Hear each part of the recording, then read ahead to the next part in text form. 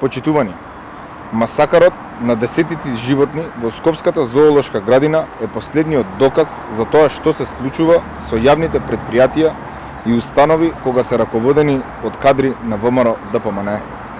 На најсвиреп, најбрутален начин убивани се животни во зоолошката градина, институција која освен рекреативна има и едукативно воспитна функција.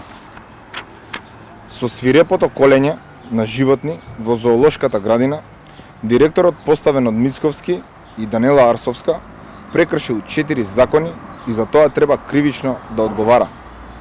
За само 8 месеци Кристијан Стаменов е четвртиот директор кој е разрешен од страна на новата градска администрација и трет кој е на предлог на ВМРО ДПМНЕ.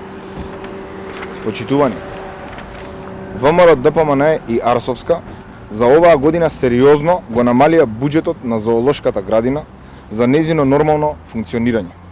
Во буџетот на град Скопје за 2021 година беа исплатени околу 7 милиони денари, додека за оваа 2022 година за зоолошката градина се предвидени само 2,5 милиони денари.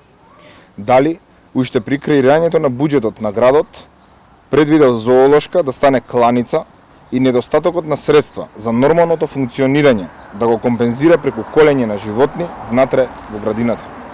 Дали во последните месеци и претходно имало вакви случаи и инциденти. Овој скандал е уште еден показател за неспособноста на Арсовска и ВМРО ДПМНЕ да раководат со градот и институциите под негова надлежност. Арсовска и кадрите на ВМРО ДПМНЕ се најголемото разочарување за Скопје и неговите граѓани. Ви благодарам.